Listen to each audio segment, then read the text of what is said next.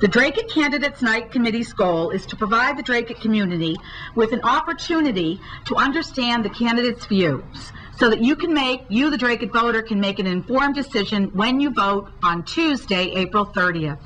I attend all town meetings. I currently chair the Dracut Government Rules and Regulations Committee, and I've always been a neighborhood activist. I am on the Dracut Conservation Commission.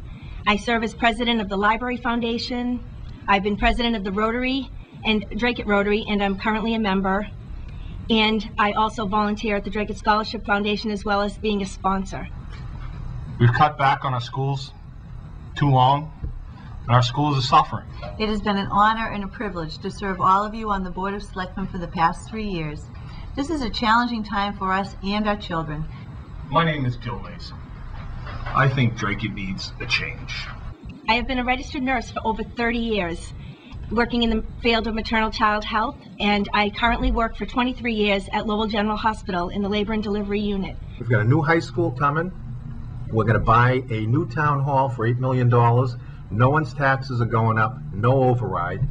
I have been consistent in my votes to keep taxes low, as when I voted not to pursue a meals tax for businesses.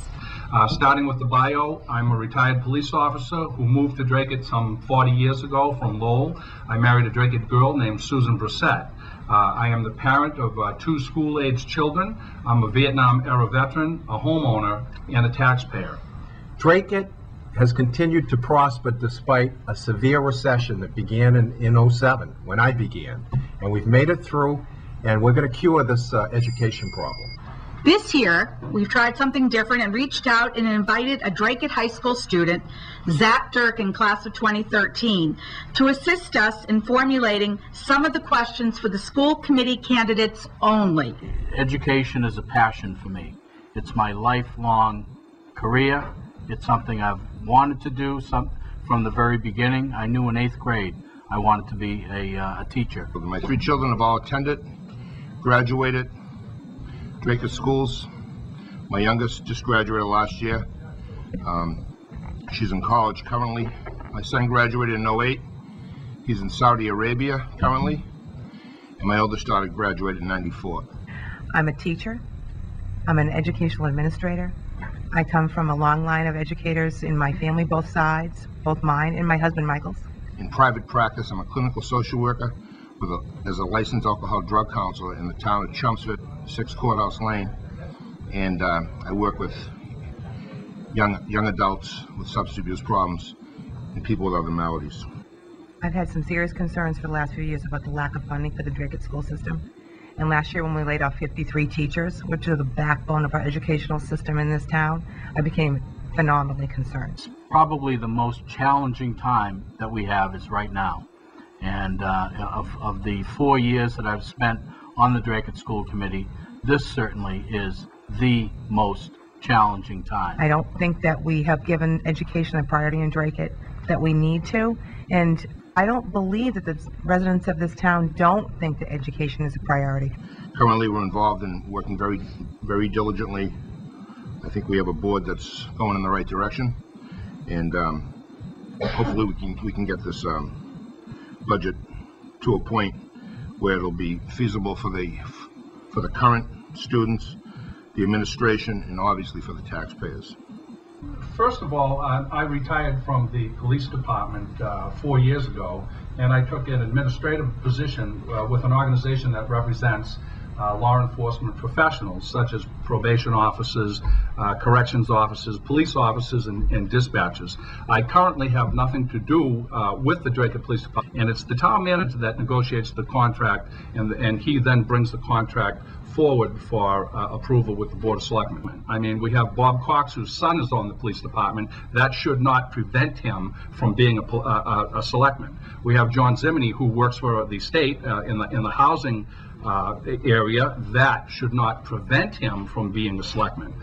Joe Dracut, the former fire chief, you know, there may be issues from the fire department that come before the board. So I think, you know, even Kathy, her family owns a farm. There may be CPA issues that come up, and of course George is the lawyer and Tammy is the lawyer. Lawyers coming before lawyers may present conflicts of interest, and I can tell you that I would check in anything that we would do relative to any conflicts. But I don't think that we should be prevented from running for office. We're active people. We have friends and relatives and people in the community that we're going to come across. So I do not believe currently I have any conflicts of interest present. I do not have any conflicts of interest that would prevent me from being a selectman. Additionally,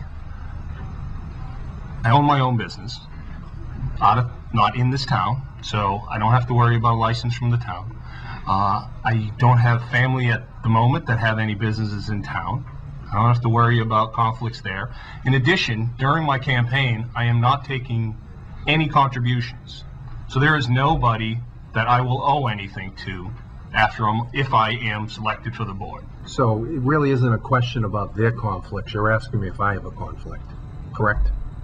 When I have a conflict, and it does happen, in fact, when I first got on the board of directors, I thought, oh my, 2 people came up and one dog had bit the other dog, and I knew both of the people, both of the parties. So of course I got away from the table and sat in the audience. I know when I have conflicts, and I announce them. Recently, the Albanese brothers, in regard to Silver Lane, came before the Board of Selectmen.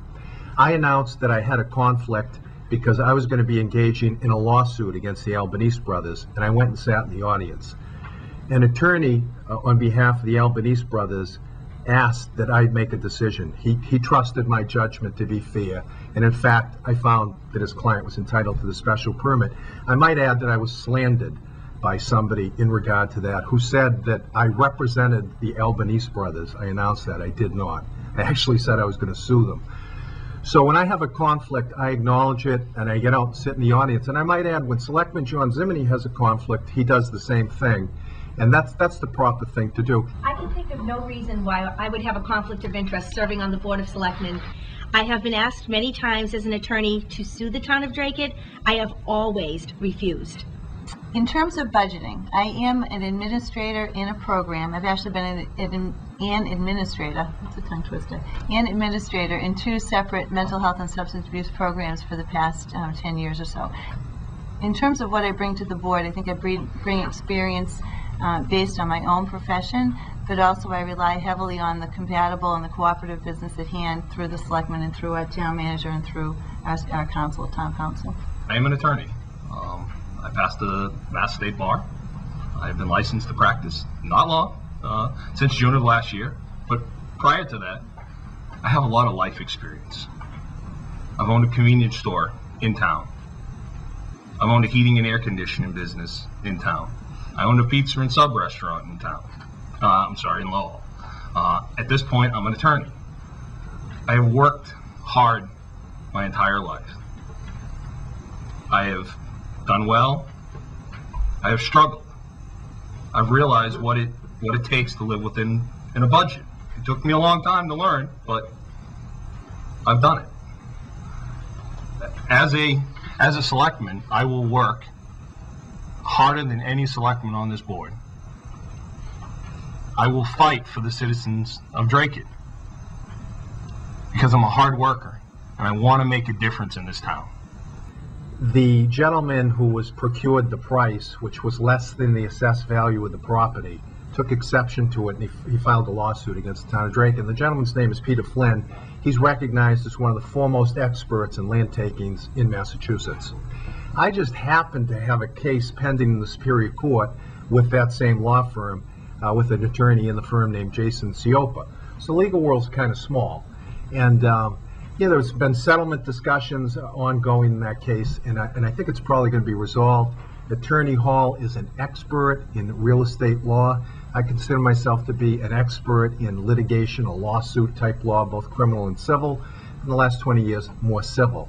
But just during that discussion, Attorney Hall and I, we all discussed the case, but I think that I enjoyed a better understanding of what Attorney Hall was saying. The town manager's had an awful lot of experience in land taking, so he understood it because it's complex.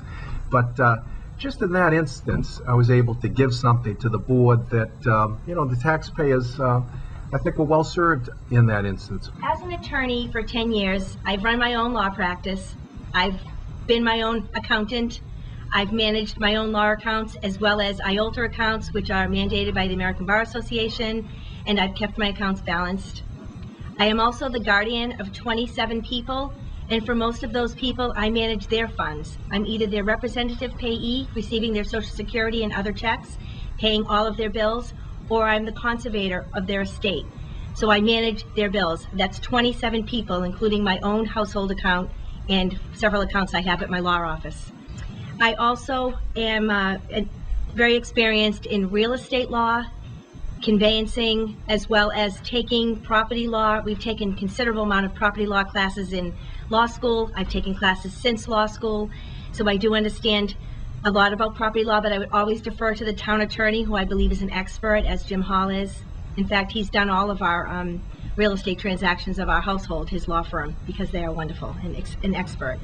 I can say that, my career as a police officer, when I worked in community policing, I was a command level officer in the police department, and I did municipal budgeting with that program. And I would certainly defer to the legal counsel that we pay, as opposed to a member of the board that's an attorney. But with that said, I guess the best qualification that I have is that I'm a parent and I'm a homeowner, and I handle my own budget at home. 4 qualifications of the town manager. The new town manager. The new town manager. I would have to say the first is he needs to be a political outsider.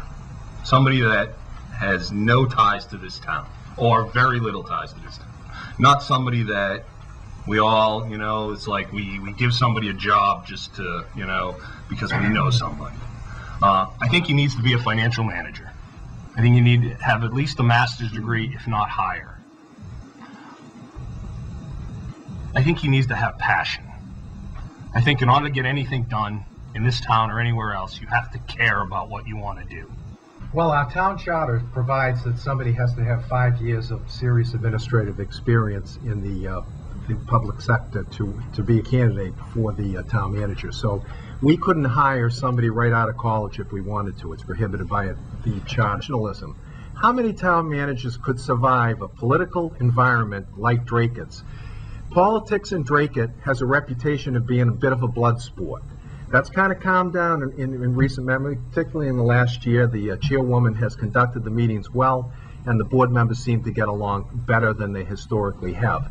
But be that as it may, Dennis Peendak stays above the fray. I play golf with Dennis Peendak, but I'm sure that if any of these candidates sat down with Dennis Peendak, he'd tell them exactly what they wanted to know, because he's a true professional, and that's one thing that's very important to me. The person should be experienced with municipal finances and be able to stretch every dollar possible, as we need to have done in Dracut. I think the person should be able to think of creative ways to promote Dracut as a town of Dracut as a business destination. He should have he or she should have a pro-business background, should be a people person, well-versed in press relations and social media. I think that the next town manager should have computer knowledge so that we can bring the government to the people. He should have he or she should have a pro-business background, should be a people person, well-versed in press relations and social media. I think that the next town manager should have computer knowledge so that we can bring the government to the people. Someone who is able to be very comfortable in their shoes, not micromanaged by the Board of Selectmen, but also very respectful and responsive to the Board of Selectmen. We were told we were going to discuss the Parker Avenue School, which has since closed, and now the town and the school department are sort of having a spat about that, because if they give up its educational purposes, it's town property, it reverts back to us, but they're sort of in limbo. They're not sure what they want to do with it. The school administration building down on Mammoth Road and Lakeview Avenue, that's a very valuable piece of real estate. And Selectman Zimmeny's been talking about that building for years. Coincidentally, I went to kindergarten there a few years ago. And, you know, it's kind of a posh setting, and I would hope that the school department would vacate that building sometime soon and maybe relocate to space in the Lakeview Junior High once the high school renovation is done, because that's a potential $3 million piece of real estate. If there are abandoned buildings in Dracut, they are a source of revenue for us. We should try to place them on the market for sale, and we probably could allocate some of that money to the schools. The schools in dire need of money. The schools are in dire need of money, and so is the general fund of the town. So I think we should work together and try to put those buildings, such as the administration building, it's a large building, mostly vacant, even though the administration offices are still there, we can move them. That's a perfect, as George said, $3 million source of revenue potentially. Let's sell it and get that revenue back to the town. I guess there are a lot of vacant buildings in town that we haven't done much with. So I think that perhaps we should put something together where we could market these to bring money in. I have a slightly different idea about the Parker Ave School. I would like to look into the fact of the CPA, where perhaps we could bulldoze down the Parker Ave School and make the property a park, with the proviso that if we ever did get money for more housing, we could put the housing there. I think the Parker Ave footprint is exactly the place where we should put public housing if we were ever to get the money. There are certainly abandoned buildings in town that we are looking at, and those, again, you know, my colleague had mentioned, we're actively looking at some of those buildings on Hildreth Street, for instance, were the ones that most recently were done. But Dennis mentioned two other buildings, and I forget the addresses off the top of my head, but those, again, are buildings that have been looked at by the Attorney General because they are posing dangers to the neighbors if they're abandoned. And when we think of the Hildreth Street buildings, we think of dangerousness because the children are in and out of there. People are, you know, they're a police problem in terms of kids being in there and doing things that they do after hours and getting into trouble. And so we want to make sure we have buildings that are safe for our children, safe for our residents, safe for our community. Well, I have to say on this question, I differ from the candidates. I think it's very short-sighted to just look at selling the buildings. We have these properties. Some of them could be worth a lot of money. Like you said, $3 million, I think the figure was. Well, the value's not going to go down. We're spending money, we're taking money out of the CPA to buy property in town. And now we want to get rid of some of our property? I mean, we already have it. We own it. Maybe we should take a look at maybe leasing out these pieces of property to businesses. Education is absolutely a priority in my eyes. And I also believe that the per pupil spending in Dracut is seriously insufficient, and it's been a problem for a very long time. I think we should exhaust all sources of revenue in order to bring up the budget in the schools, to maybe work together to try to decide where we need to take money from, like it is in selling the buildings, or what we need to do to increase expenditures in the school. However, if we can't decide, then we need to ask that the voter decide. So we need to put it on the ballot and let the voter make that decision. I guess the first question we have to ask is there fundamentally something wrong with the way that the school budget is funded? I think that's the first question. Should we be taking a long-term look at revenue as opposed to going from one crisis to another? I think that the school department is doing a good job getting to efficiency.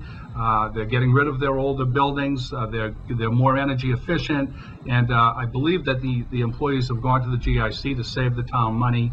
But this is a very complex issue. But before it comes up for a vote, we have two professional people in this town that we've hired, these fiscal experts, and I'd like to see them go into a room and come out with a unified solution. I want to hear what the professional town manager thinks we should do about this problem. I want to hear what the professional superintendent of schools thinks about what we should do about this problem. This is not a town school issue. We all live in the same town. So I'm not going to be able to summarize 6 hours worth of meeting time in 2 minutes. But the one thing I have to say is that my daughter is a first grader at Brookside. My sons have both graduated from Dracut High School and are doing very well. One works at Raytheon, one works at Matico down in Woburn in a management position. They're doing exceedingly well. I'm very proud of the students when I see the AP class graduation and see the places and the colleges that our kids are going to. It just is amazing to me that the kids are doing so incredibly well, and that the families are doing so much to support their children and get their children to these incredible institutions. So I think Dracut overall has done well. Our dropout rate is very low. I think we have done exceedingly well with what we have, and I'm very proud of that. There is certainly an override, version of an override that he did propose at the meeting yesterday, which will generate about $750,000 that we can generate for schools, and also go to the police and the fire. And I think the dilemma that we run into is this becomes an emotional discussion. People say, what are your priorities? And then immediately people get emotional about that, because that word in and of itself Let me start off evokes with saying, emotion. I am a fiscal conservative. I do not believe that we should be raising taxes for these overrides, for these school buildings, for this. However, with that being said, I think the way that the town has been run for the past 20 years, we have no choice. We have a great fire department now. We have a great police station. But we've kind of neglected our school for way too many years. So I am, if the voters are, I am in favor of an override.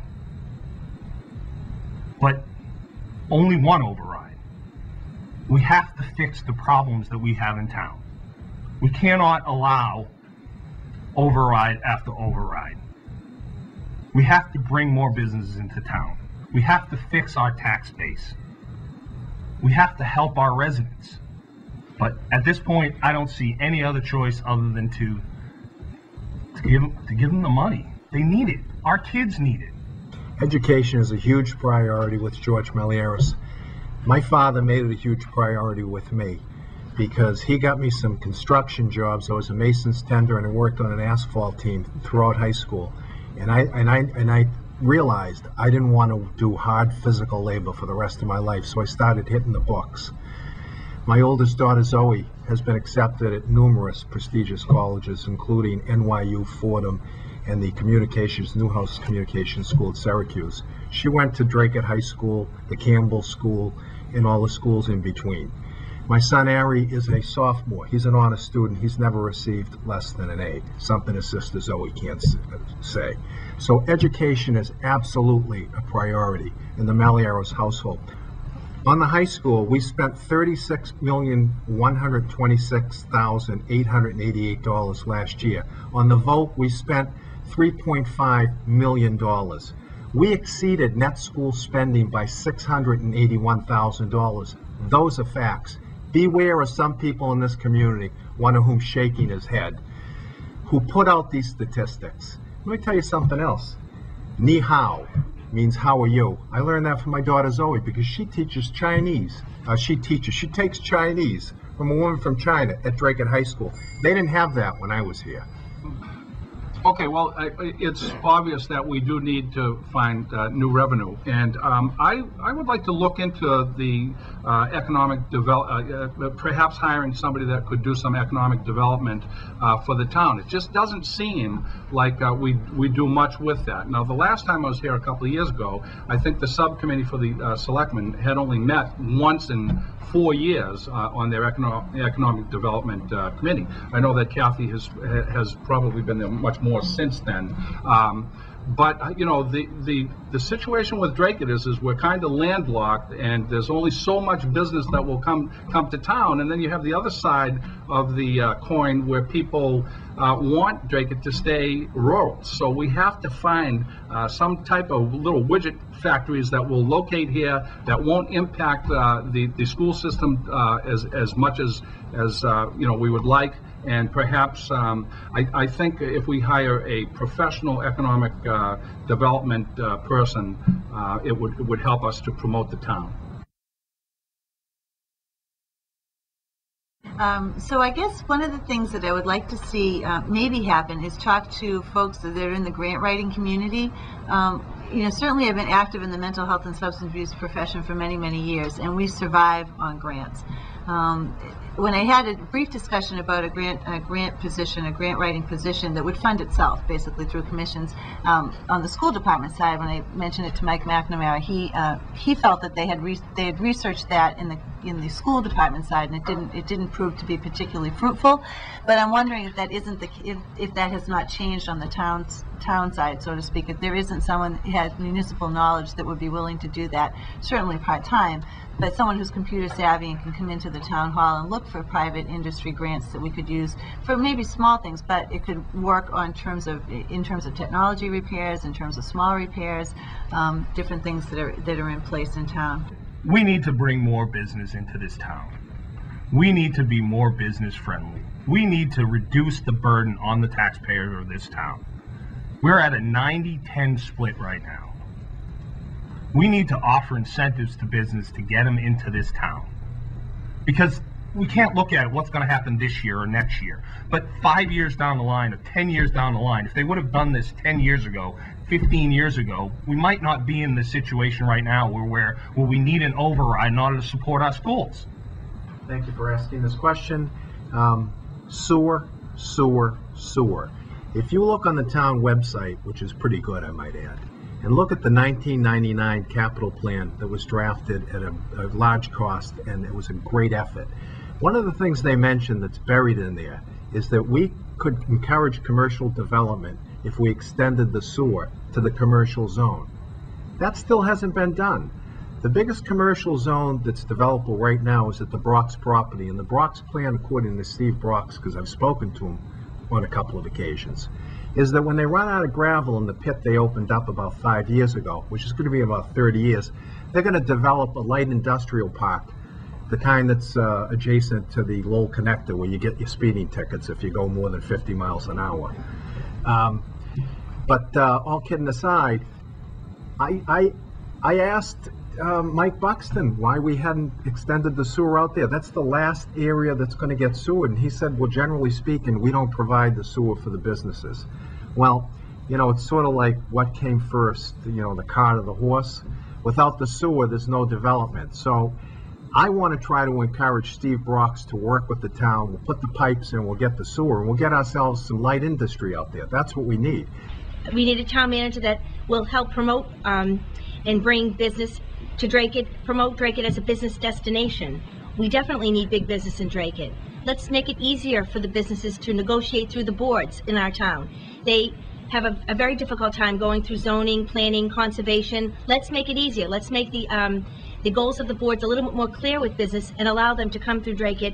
For example, there's a funeral home, and I know they've gone through the town boards very many times. They've spent a really ridiculous amount of money trying to get the just the parking spaces allowed. They're going to be off of 113. I think it's a wonderful thing. That's one business that's coming to town. Let's encourage more.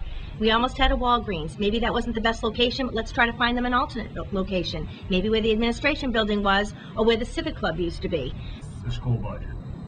Okay. We need to fix the school. We need to support our kids.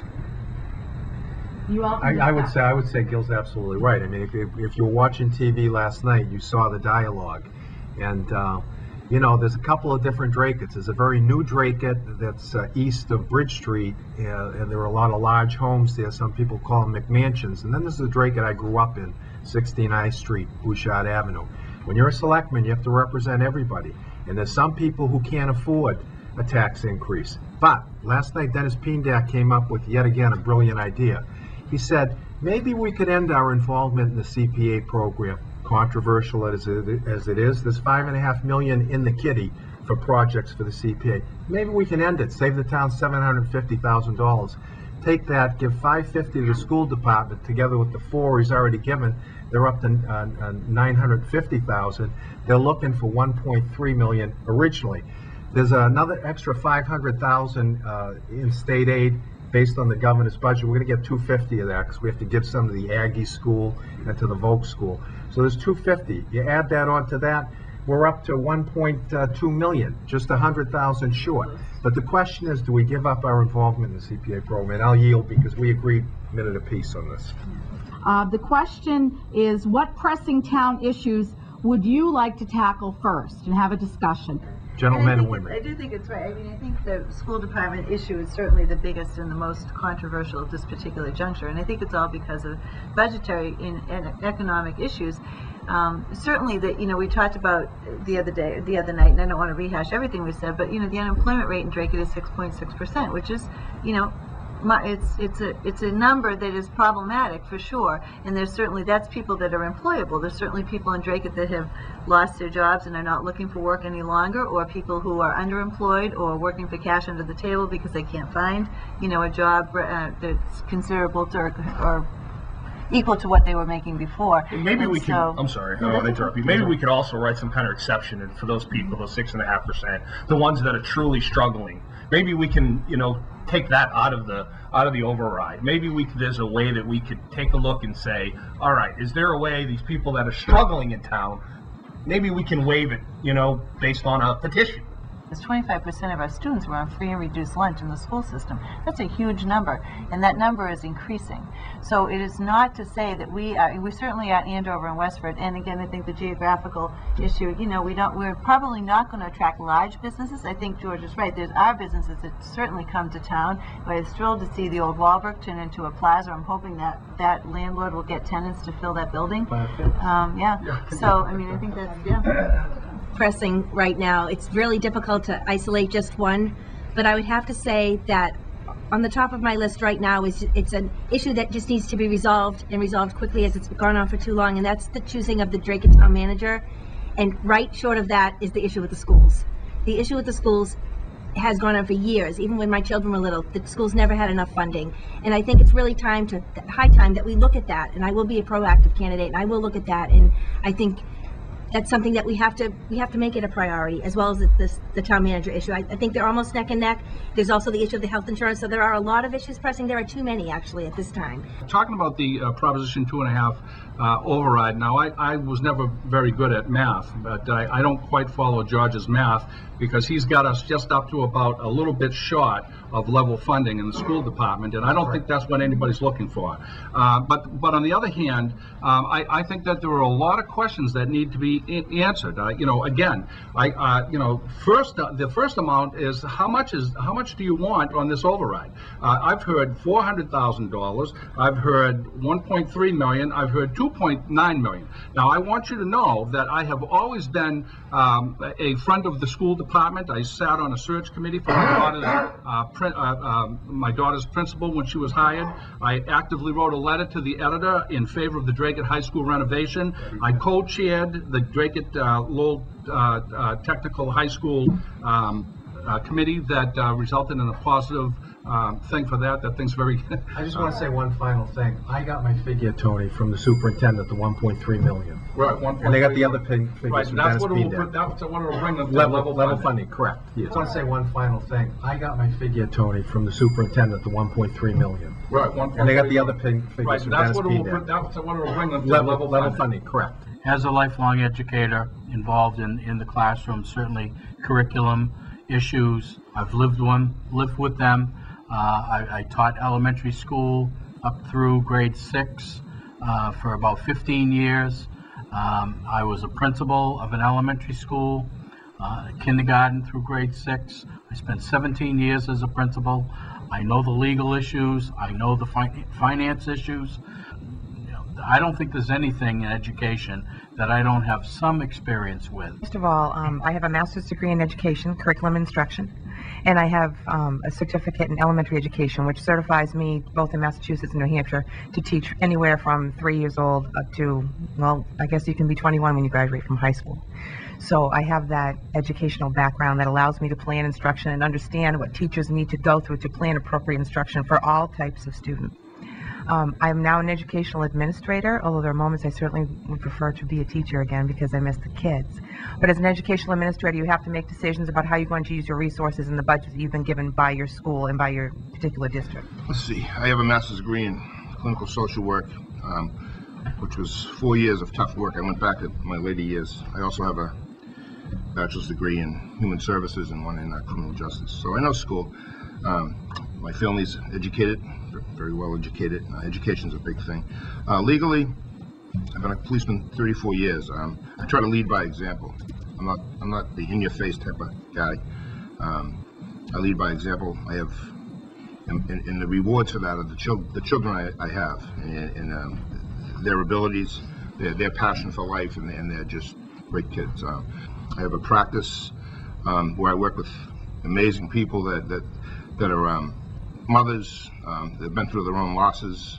Some have lost husbands. Some have lost children. I myself, I've lost a child in my early years. I think I'm well-rounded. What you see is what you get. Put some guidance counselors back into our guidance department, because that's one of the areas that the NEASC department had cited us on when they did our accreditation, and we've already cut too many.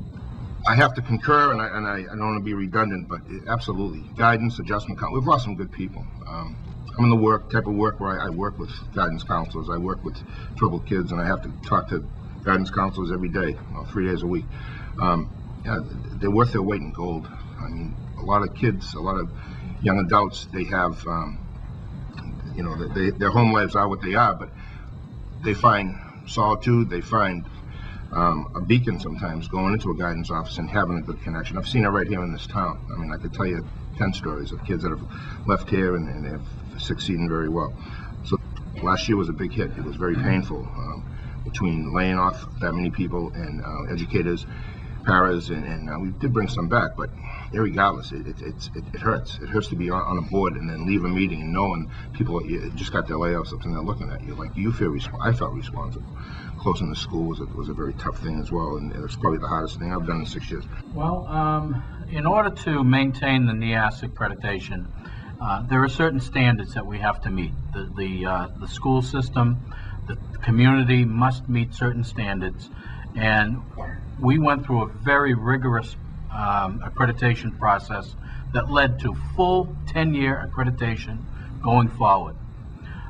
We have addressed the building, the facility issue. That's been addressed with the high school renovation addition.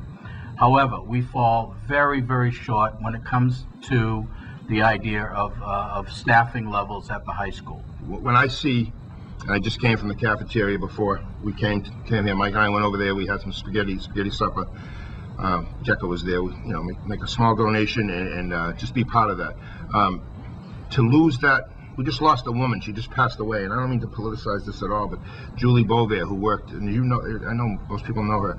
I watched that woman on a day-to-day basis, and she's not just somebody that was serving food, she was embracing all these young ladies that came through there, the very tough age, as you know, Zach, going through your teen years, freshman, sophomore, junior, senior, she was there for them in more ways than you can imagine.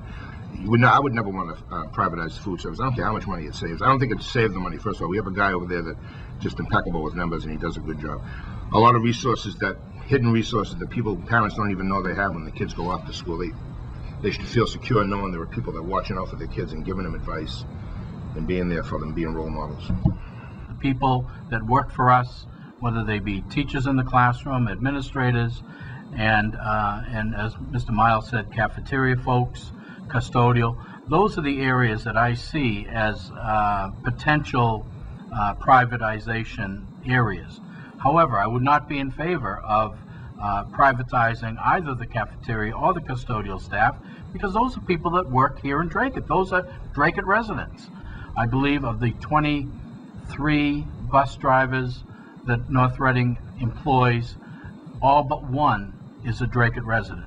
I'm inclined to say that privatization, for some similar reasons you've just heard, is probably not a good idea for our school system. One of the reasons that my husband and I chose to raise our family in Dracut versus some other communities was the particular characteristics of this town. That kind of intimacy that I find in Dracut, caring for your neighbor, and the kind of caring that our employees bring to our school system, I think that would be difficult to buy, for lack of a better word, with a private company. Doing any new initiative without the proper funding will be very, very difficult to do. I think that there was something that was brought up very recently In fact, it was at our last school committee meeting where we have a partnership with the University of Mass at Lowell for some professional development for our teaching staff. That will not cost the Dracut Public Schools any additional funding, but it's a partnership. Without the support personnel, with curriculum directors and curriculum people, without vice principals, without classroom teachers, classroom support staff, initiatives are very hard to come by when you are dismantling the public school. Yes, I'd have to concur that it would be very, very difficult to come up with some kind of initiative that would supersede the kind of funding that we're going to be asking for in the $1.3 million override that's been discussed. That is just to level service our budget. That's just to keep the teachers that we currently have. To improve a level 3 school, which is what our junior high school is right now. To continue on with the kind of MCAS scores and the honor roll students I've seen coming out of Dracut High School, we're going to have to increase staffing levels. Increase means more than $1.3 million. Yeah, I'm just sitting here thinking, without money, there's very little you can do. Years ago, the first year I was on the board, we talked about a collaboration with Motorola in Lowell. There was a few other businesses in the colleges. We're very fortunate to have the Middlesex Community College and the University at Lowell so close and full of resources. The interns I get from different colleges, they're pretty bright kids. They're working their way through college, and I've learned so much from them. But I just know that without finances, without the proper funding, and I think I disagree a little bit. I would not turn down $1.3 million, $2.9 million, $6 million, whatever. It'd be great to get as much as we can. But I think sometimes you have to walk before you can run, and I know that we're in a position right now where it's very alarming, and it's alarming to everybody. You know what? I can't take responsibility for this, and I don't think anyone on this board can. It just is the way the town is, the way it's set up. We don't have any taxes. We don't have enough tax revenue. Thank you. Well, I guess maybe I should retract that statement. My apologies. I have a niece who's a teacher in the district, and I have a nephew who's a teacher in the district. And my first reaction was absolutely not, because for me that's not a conflict of interest. Okay, Mr. Miles. I do not.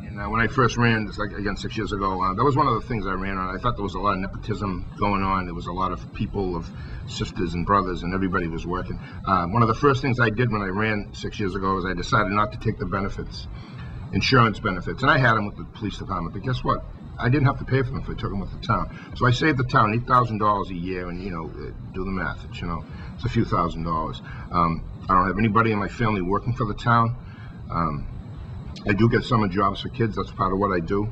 I use the sheriff's department. I use all different venues. I've never used the town of Dracut. Maybe I could have. Maybe I could have made some phone calls, but I never did. So I feel very confident saying I do not. And I think that was one of my concerns when I first ran in this town. And I got elected. And I got elected a second time handily because of that, I believe, because of the nepotism and the way I kind of presented it. I thought it was an important issue at the time. So my answer is no. Well, I guess the word nepotism just has this negative connotation to it. My wife worked in the Dracut Public Schools for 37 years, and I did, when I was first elected 4 years ago, I fully disclosed that to the town clerk, as is required by law. I wrote a statement of that my wife was an employee of the school district. She has since retired and is currently working part-time in the Methuen Public Schools.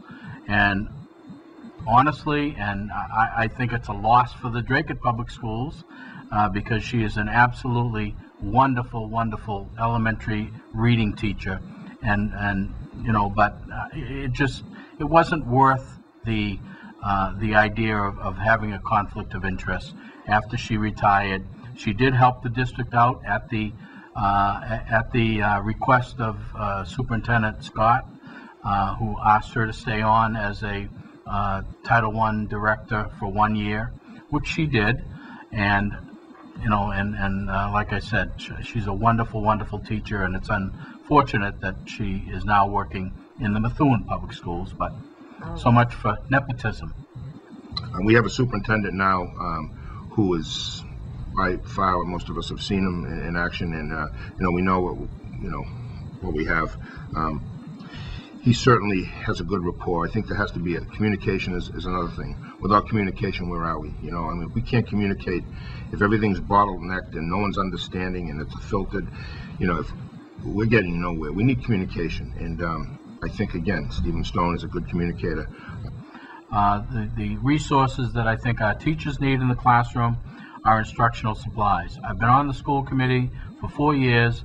I have seen year after year after year of reductions in instructional supplies. That's what schools are all about. We need to have the material in the classroom for teachers to be able to teach. Also, technology is another area that we are sorely lacking in Dracut. I heard the selectmen talking about the school department is not able to talk to the town hall. We don't have the same software. It's not the software problem. It's the infrastructure between the town hall and between the administrative building. More importantly, for our children that are in a 21st century learning environment and walking on into a 21st century work world, we need to provide our children with the kinds of things that are going to be important for them to know how to use when they walk into college, when they walk into the military, which is a very high-tech military now, or they walk into the workforce. There was a time when, certainly when I first went to college, that typewriters, I don't even know if I should say this, but typewriters were what we used to write term papers. That's just no longer the case. And not only is it the case that people use computers, the software programs that they use are phenomenal. The things that Zach or my son would use are things that I still don't even understand. And I think, like most parents, there's certain technologies I have to go to my children to say, how do I do this? We were lucky enough in my own district and where I work to have a grant funded by IDEA, where if in IDEA money's partnered with, I believe it's Apple, gave all of our teachers iPads that went to the iPad training. I mean, you can't beat that. So now I have, in my elementary school, I've got 40 iPads, and it didn't cost the district a dime. So those are the kinds of things we're going to need to look for on top of funding.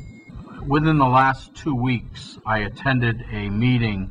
I was invited to a meeting in Tewksbury with Commissioner Mitchell Chester, the Educational Commissioner for the state, at the invitation again of Barry Feingold, our state senator.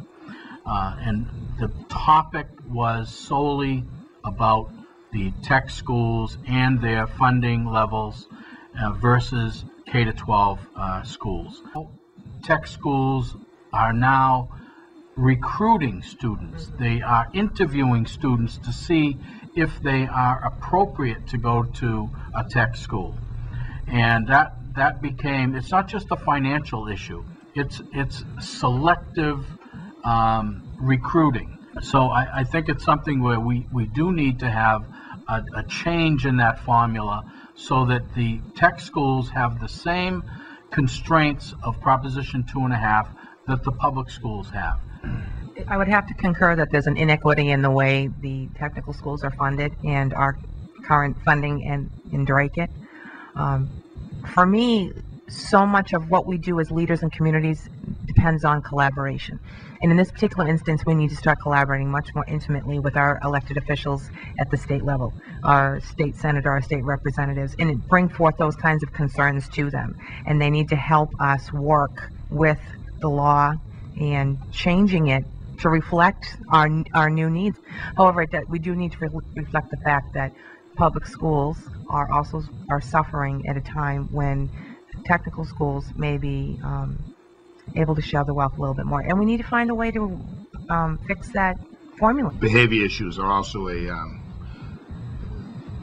they're a major concern at tech schools. I work with students and educators from Neshoba, from Greater Lowell Tech, from Shawsheen Tech, and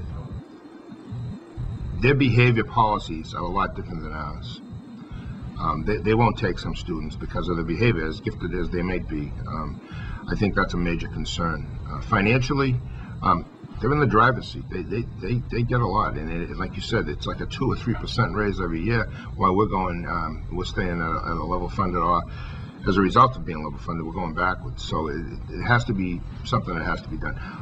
6 years on the board, I think we've met with the 2 representatives from our town that represent this town, and this is no knock on them at all. I mean, I'm just as able to contact them, but I think we've met twice, and I think that's something that needs to change.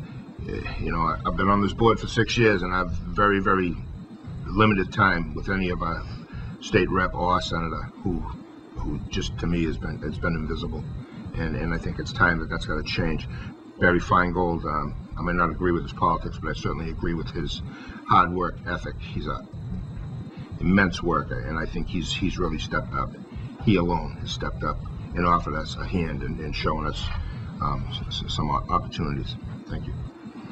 I do think there needs to be an override. I've already stated that tonight, and I don't think there's any doubt about how I feel about it, considering my comments from earlier this evening. I can see no other way to erase the damage that has been done in the last 3 or 4 years. And quite honestly, it appears to me that we have to have a serious conversation about how we've gone about funding our town departments as a whole. And I think it's sometimes set up as an us versus them thing, and I'm really concerned about that. And I do believe we need an override larger than the 1.3 level service funded budget. We definitely need an override. There's no doubt about it.